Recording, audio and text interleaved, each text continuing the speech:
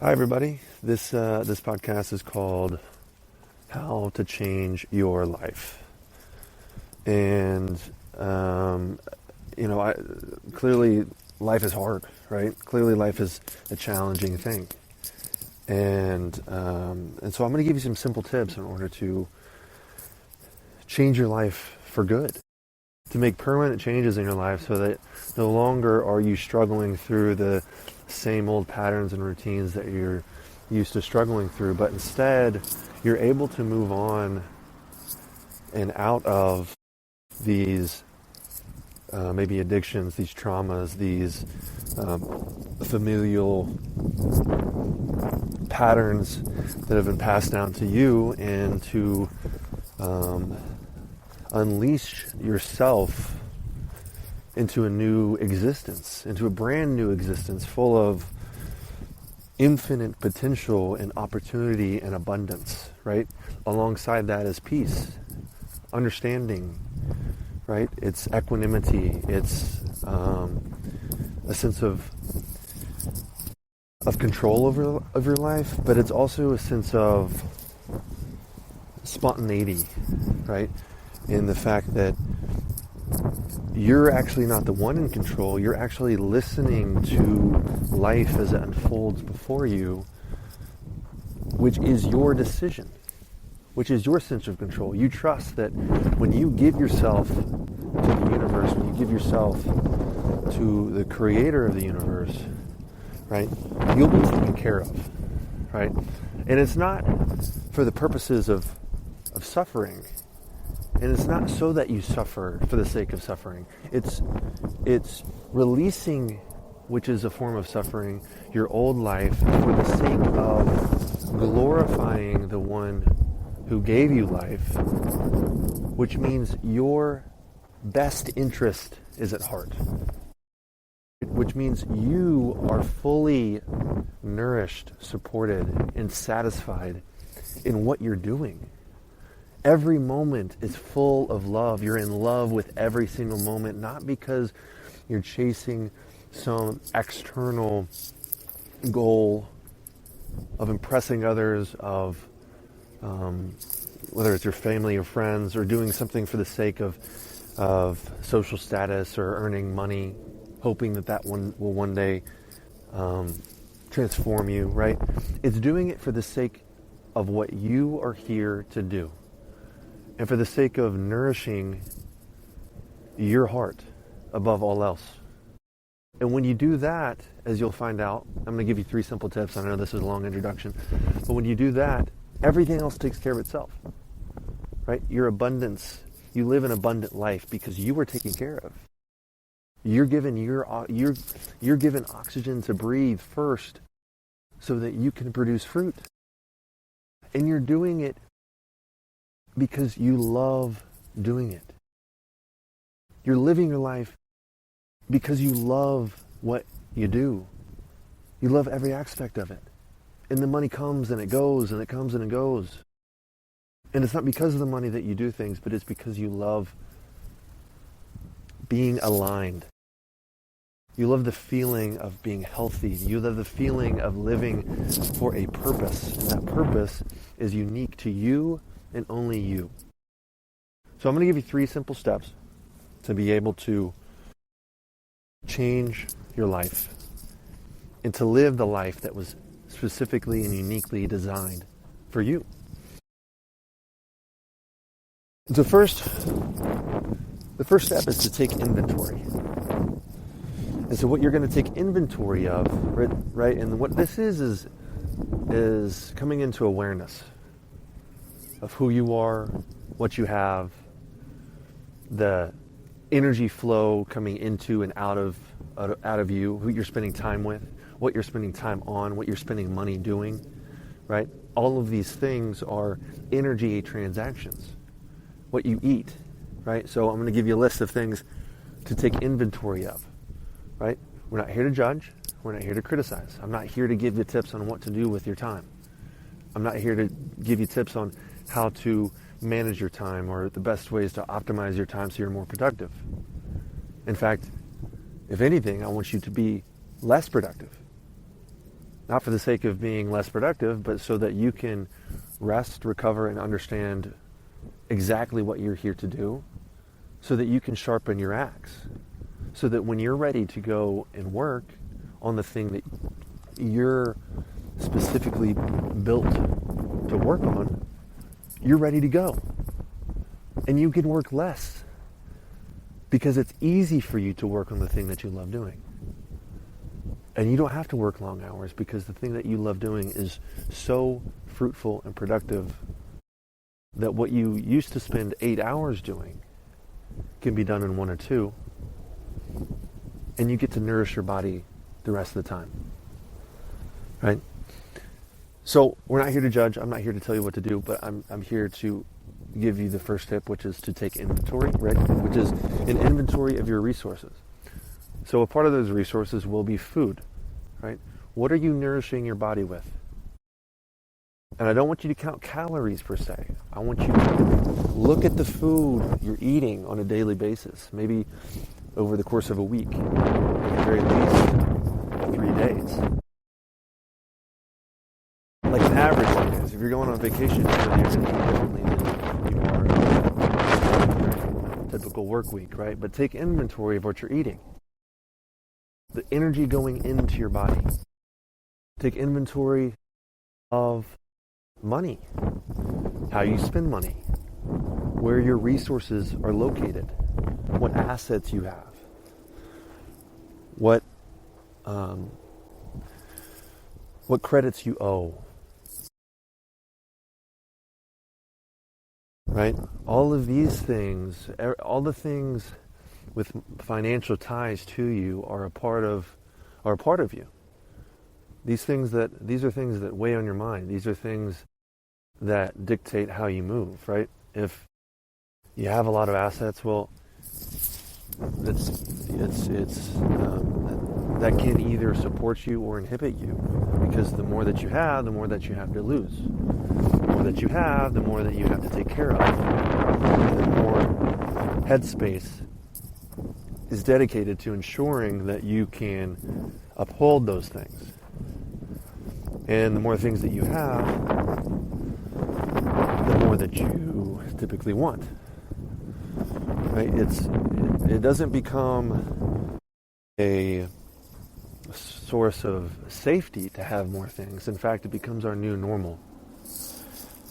And a part of our new normal is wanting more, because having those things doesn't necessarily mean that we're satisfied. In fact, it probably takes away from our satisfaction, because having more things actually encourages us that the things that we have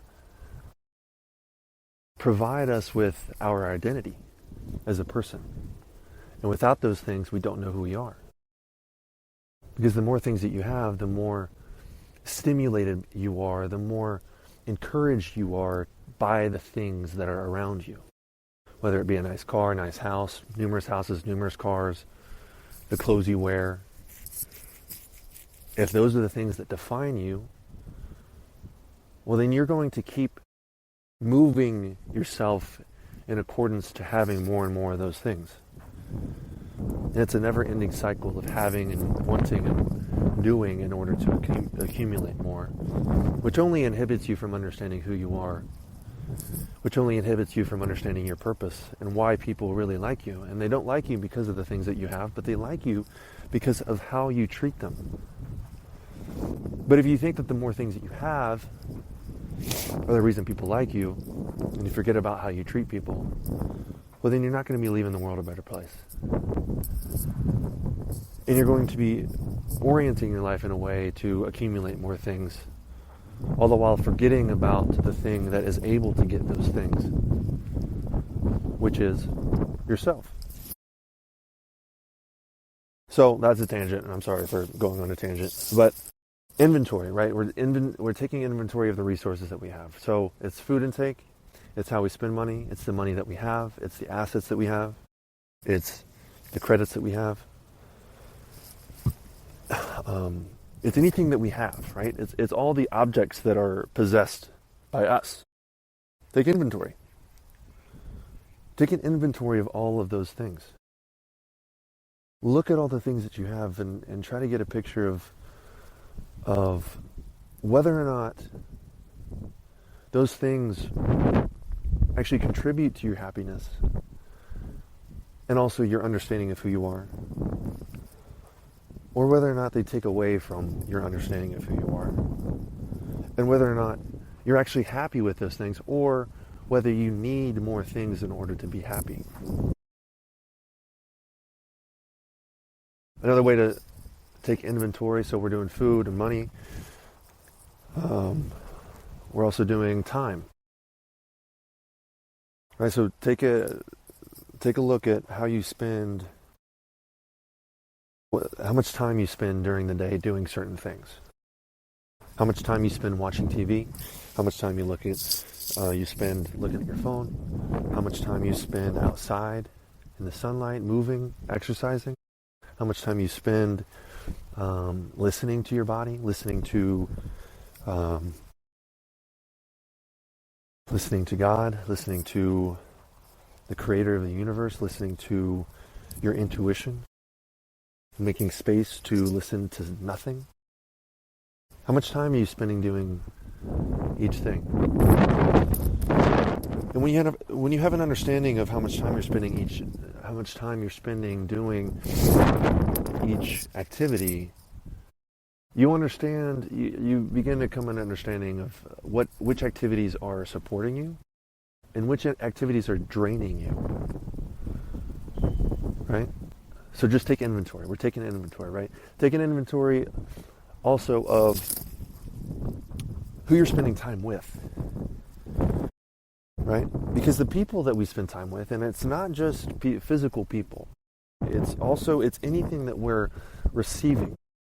It's any information that we're receiving. It could be from books, it could be from TV, it could be from our phones, it could be from music,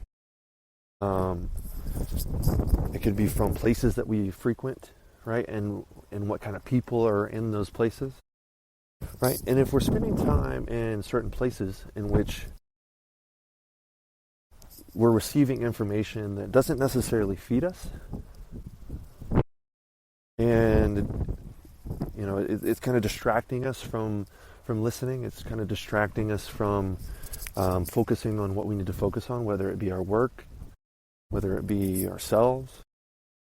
Right? Just take an inventory of the people and the information that you're receiving, because each of those things has a severe impact on you. And if you're spending time with so many people, but you're never spending time with yourself, well, then how are you going to be able to know yourself? And if you can't spend time alone, if you're afraid of spending time alone, then are you actually understanding who you are and what you need? Or are you orienting yourself in order to please others because you're afraid of what happens when you're alone? And if you can't be alone, well, with yourself, maybe it's time to figure out how to do so. Because there's no more important person on this earth than you. You're the one that you spend all the time with. This is how you experience the world. And if you don't understand you, how can you develop as a person? How can you grow as a person?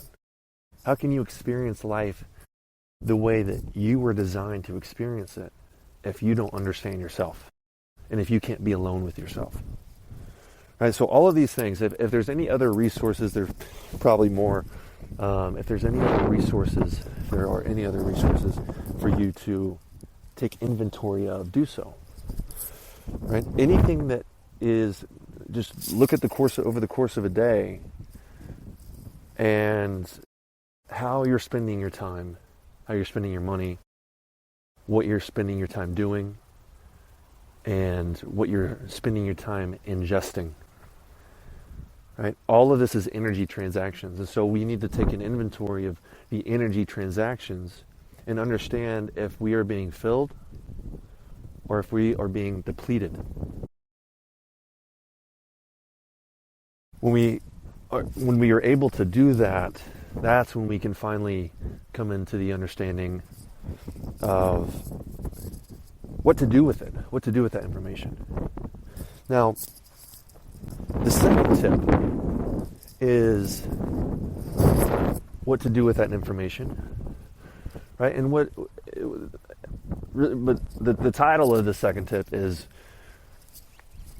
what do you believe in, right? And it's about solving for a certain problem, right? Solving for X, like that's the algebraic equation that we used to learn in high school and middle school. And so we're going to solve for X. We're solving for a certain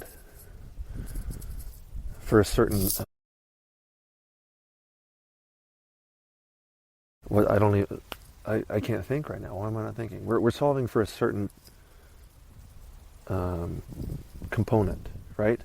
And that component, we want to think about what the different components can be, right? So if we think about our values, what we believe, things that we love, things that we want more of, things that we believe provide us with the greatest sense of happiness.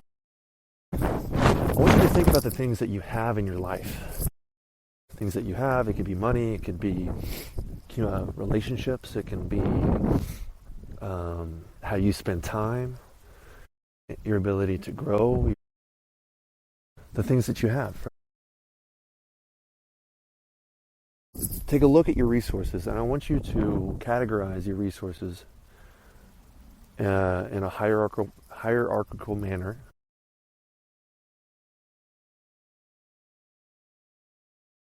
I want you to list them out, and I want you to look at them, and I want you to come into understanding of what matters most to you, and in addition to that, what is going to provide you with the life that you really want. For everybody, it's going to be different. However, I want to throw in a caveat. It's only different because each of us are different. So the common denominator there is not that we are different, and not that we have different desires, but that we are each individual people. And it's not what we have that matters most,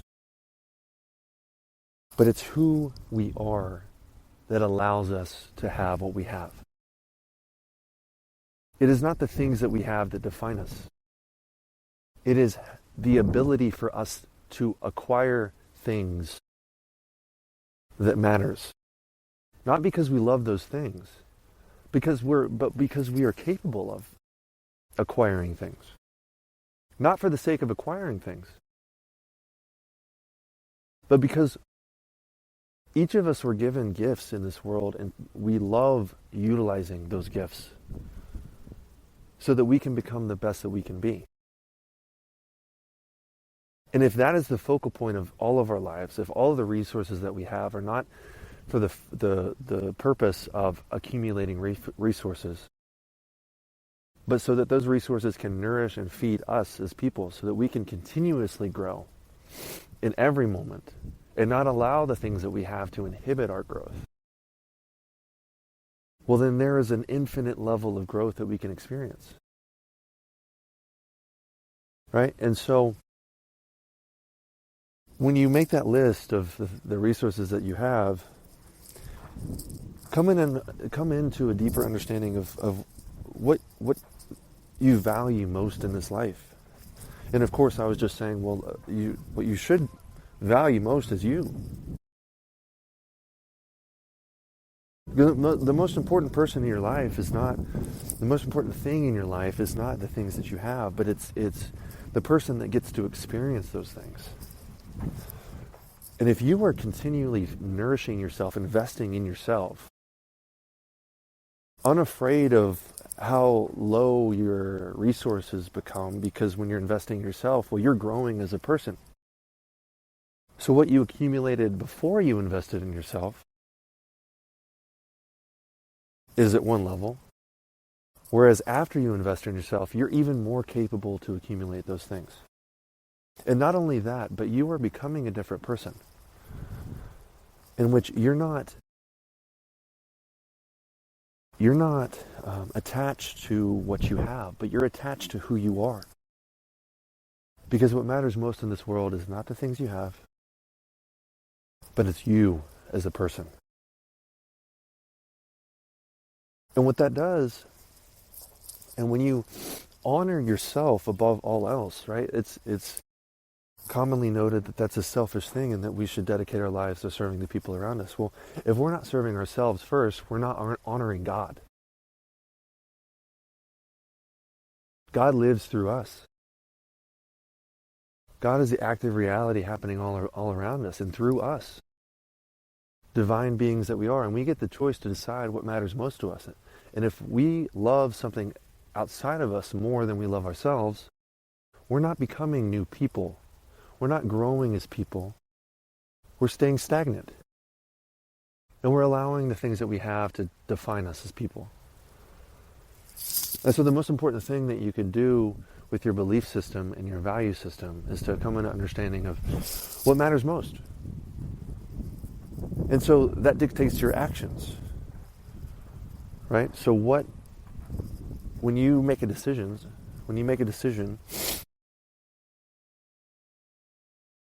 every decision is based on what matters most to you. Are you choosing a job because of the money, because of the security that it provides, the possibility for professional growth and development? But when you take that job, are you isolated socially? Are you changing as a person? Are your daily habits unhealthy? What are you sacrificing in order to take that job because of the money? And you could do that with anything. Right? I'm dating this girl. This is an example. Am I dating this girl because of what it looks like on the outside? How it feels to look at her? Is she hot? Or do I truly enjoy spending time with this person? Could I spend every moment of every day with this person because we are so connected in what we're doing and aligned in what we believe in? And we want what's best for one another, and we're always going to support that. And if that's the case, well, that's the right person to be with. Not because of anything superficial, but because of something inherent to something so deep that you cannot sense it with your eyes. That is true love. To know beyond sense that you are connected spiritually, in your beliefs, in who you serve. And when that's the case, that's an unstoppable marriage, because you will continue to serve yourselves first, not so that you're serving yourself only, but so that you can show up for your partner to the best of your ability. And they support that. Because I don't want to be with somebody who is not taking care of themselves. Because then I'm going to have to pull two carts. I want someone who's taking care of themselves, and we're pulling triple the amount together. Equal, but different roles. So it matters what you believe in, right? So first step, we're taking an inventory of our resources. The second step is to identify our value hierarchy. And I want you to get to the bottom of what you value most and what you're looking for in your life. Because if you're looking for money, well, you can do anything to make money. But that doesn't necessarily mean that you're going to be happy. One must come first. It cannot be both. You must choose one. And if it's to choose yourself above all else, What that means is that you believe that when you are taken care of, when you are satisfied, when you are continually growing as a person, when you are nourished, and when you are at peace and happy, you're not just peaceful and happy, but you're productive, you're fruitful, you're healthy, you're growing. People love you. People want it. You're magnetic in your energy. People want to be around you. And that's not to say that you're doing so for the sake of having that aura, that power. You're doing so because you're so in love with the world, with the universe, with other people. And not only that, but most importantly, with yourself. That every moment is a walking embodiment of true love, experienced and active and embodied in daily life. And if that's the case, there's nothing more important than embodying true love in every moment. And that's a person that makes the world better. That's a person that changes the world. And the world changes starting with you.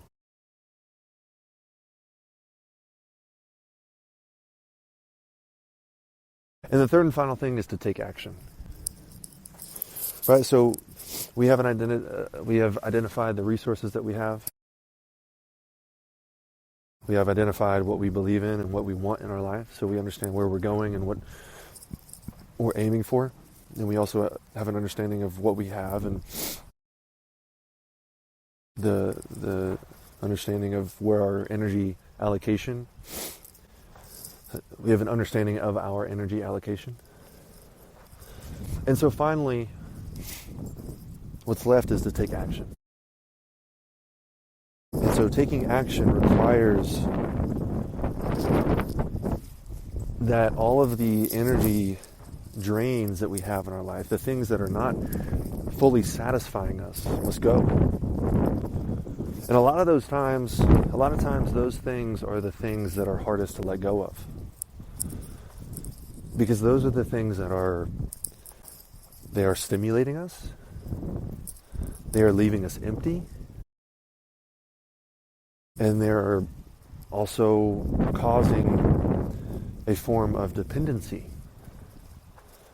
Because if we're ingesting something that is hollow, it provides our senses with some kind of feeling, it stimulates us, but it leaves us wanting more. And so if that's the case, we're not going to have a sense of being able to stand on our own without those things. And so just the thought of releasing some of these things, and if something is coming to mind right now of the thing that you want to release, write it down. Because I'm going to give you some tips to be able to release from these things. And it's not going to be easy, but we can make it easier. Right? So first is to ask for help. Right? Pray. And what praying is understanding that there are things beyond our awareness.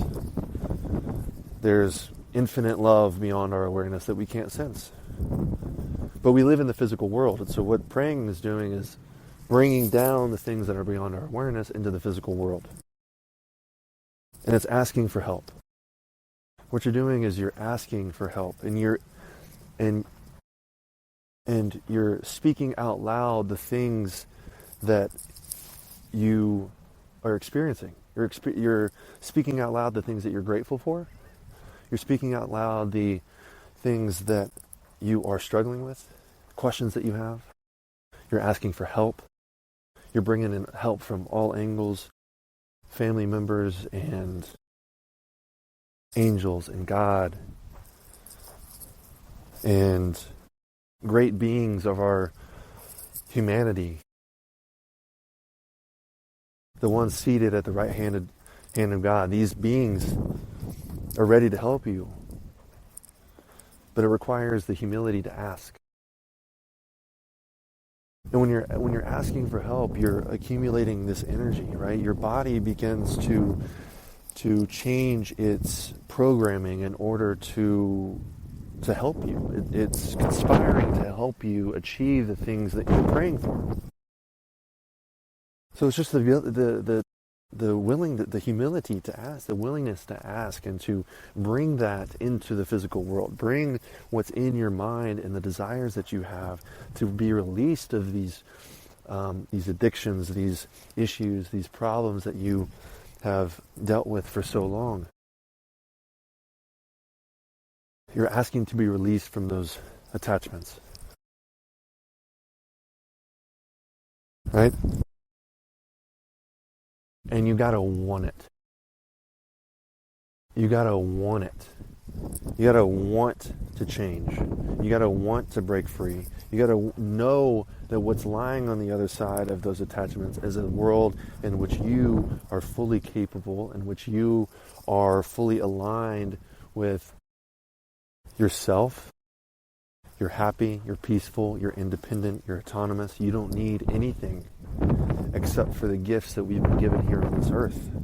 You don't need anything except food that fully nourishes you, except water, except shelter, except community, except people who love and support you, except for conducting the work that only you were here to conduct.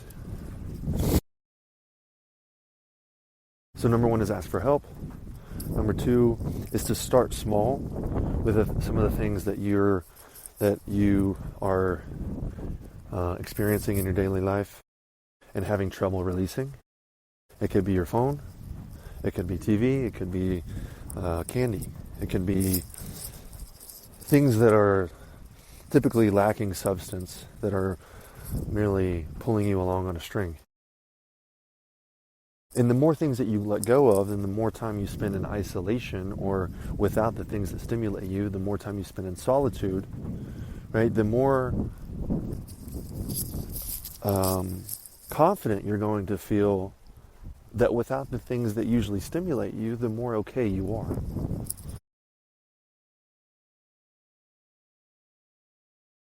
Because if you spend time in solitude and you realize, well, I'm okay.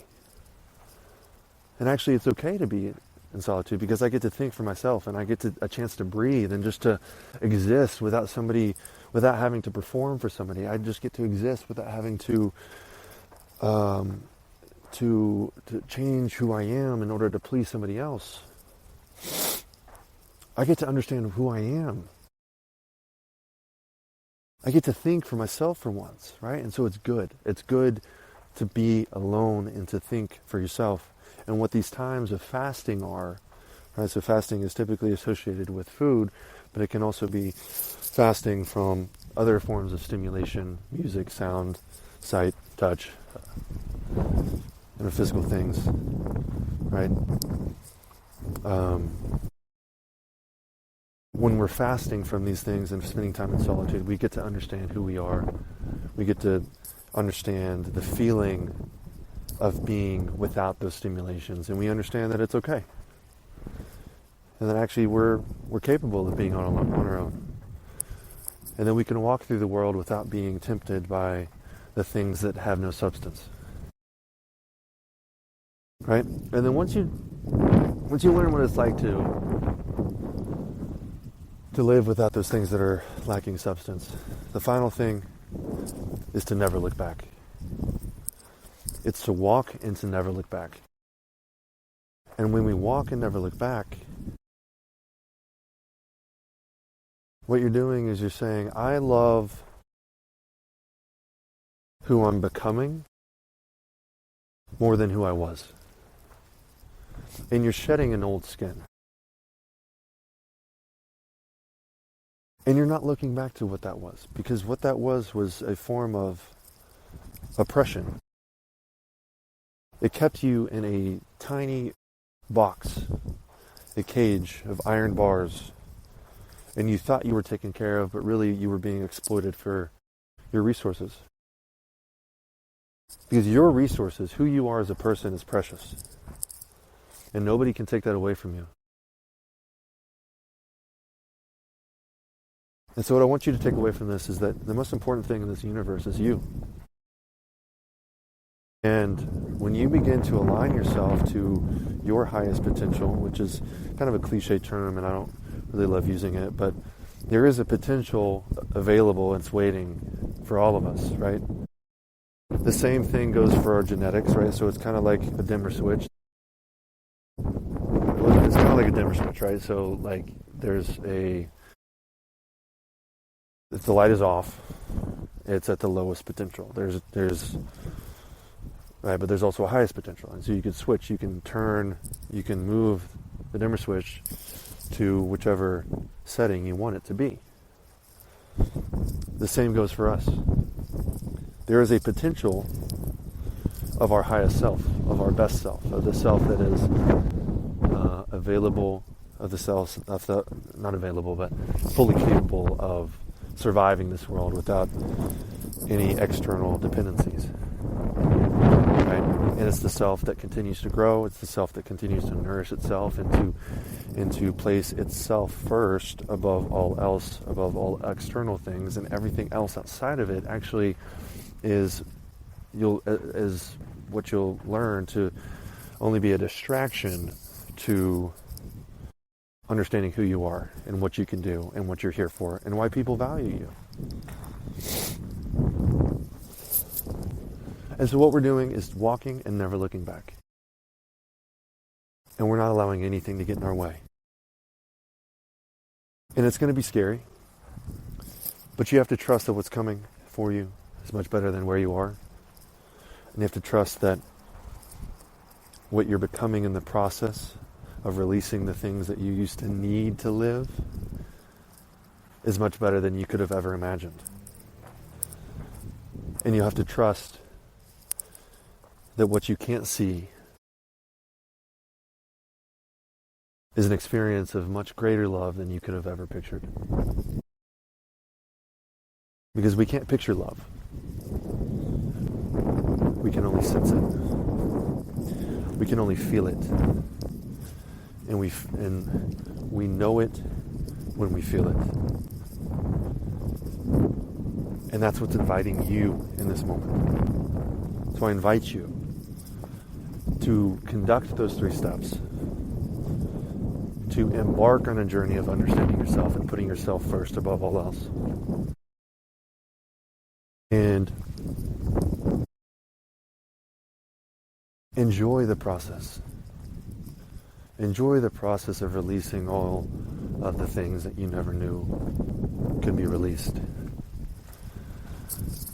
Because there's nothing in this world that is man-made, that is necessary.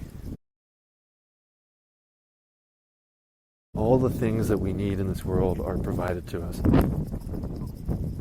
And the things that we need involve nature. They involve human hands, holding human hands, and loving human hearts, and nourishing that above all else.